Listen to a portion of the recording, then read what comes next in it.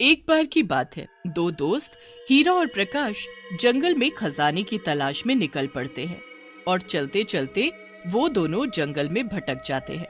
हीरा, मुझे ऐसा क्यों लग रहा है कि हम दोनों जंगल के गलत रास्ते पर आ गए हैं। यहाँ तो चारों तरफ सन्नाटा और अंधेरा है। ये जंगल इतना घना है कि सूरज की रोशनी तक हमारे पास नहीं पहुँच रही। तुम्हारी बातों से तो यही लगता है कि डर गए हो।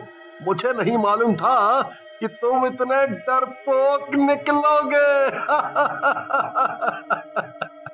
ऐसी बात नहीं है, मुझे कभी किसी से डर नहीं लगता, पर आज पता नहीं क्यों अजीब सा लग रहा है। अभी थोड़ी और देर की बात है, जब हमारे हाथ खजाना लगेगा तब तुम्हारा ये डर और ये अजीबपन सब दूर हो जाएगा।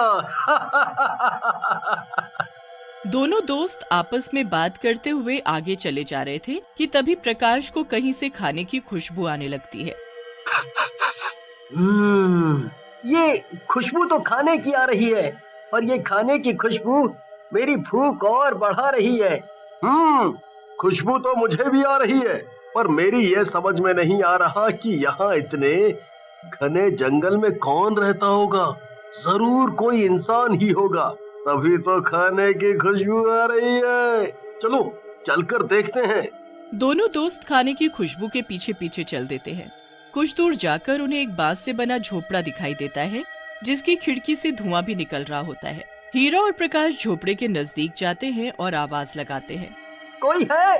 अंदर झोपड़े में अगर कोई है तो कृपया बाहर आइए। तभी झोपड़े के अंदर से एक बूढ़ी औरत बाहर निकल कर आती है और जोर जोर से हंसने लगती है। आखिर मेरे खाने की खुशबू तुम्हें मेरे पास खींची लाई। मैं भी क्या करूं, मैं खाना जो इतना स्वादिष्ट बनाती हूँ। वो सब बाद में, पहले ये बताओ कि तुम इतने घने जंगल में अकेली क्या कर रही हो? तुम्हें डर नहीं लगता यहाँ? नहीं, मुझे डर नहीं लगता, और मैं यहाँ अपने लिए नहीं, तुम जैसे राहगीरों के लिए रहती हूँ। यहाँ जंगल में जो भी आता है खो जाता है। खोने के बाद वो भूखा प्यासा यहीं जंगल में तड़प तड़प कर अपना दम ना तोड़ दे, इसलिए मैं उन सब के लिए यहाँ खाना बनाती हूँ। ये मेरा छोटा सा बांस का ढाबा है। क्या तुम दोनों मेरे ढाबे का खाना खाना पसंद करोगे? मैं खाने के कोई पैसे नहीं लूंगी, जितना मन करे पेट भर कर खाना। बूढ़ी औरत दोनों को अपने बांस से बने ढाबे के अंदर ले जाती है और उनके लिए खाना परोसती है। हीरा और प्रकाश को खाना बहुत स्वादिष्ट लगता है। काकी, आप खाना बहुत स्वादिष्ट बनाती हो। मेरा तो पेट भर गया, पर मन नहीं, इसीलिए मैं तो और खाऊंगा। मैंने इतना स्वादिष्ट खाना पहले कभी नहीं खाया। दोनों दोस्त खाने में व्यस्त थे कि तभी खाते खाते उन दोनों के शरीर में कुछ अजीब सा होने लगता है। ये क्या हो रहा है? मुझे घुटन सी महसूस क्यों हो रही है? तभी बूढ़ी औरत चुड़ैल में बदल जाती है, दिखने में बहुत डरावनी। प्रकाश, ये कोई बूढ़ी काकी नहीं, ये तो कोई चुड़ैल है। मुझे पैसे नहीं चाहिए, मुझे कुछ और चाहिए। पूछोगे नहीं कि मुझे क्या चाहिए?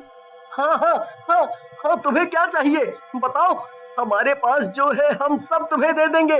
और हाँ, हम इस जंगल में खजाना खोजने आए थे, वो भी हम तुम्हें दे देंगे मिलने पर। खजाना? मेरा ही खजाना मुझे देने चले हो? यहाँ कोई भी आता है मुझसे बचकर नहीं जाता। देखो जरा अपने आप को। तभी दोनों बहुत छोटे हो जाते हैं, बिल्कुल मक्खी के बराबर। ये तुमने हम दोनों का क्या कर दिया? हमें कीड़ा मकोड़ा क्यों बना दिया? मुझसे ज्यादा बहस करने की कोई जरूरत नहीं। ज्यादा बोलोगे तो अपने पैरों से मसल दूंगी तुम्हें।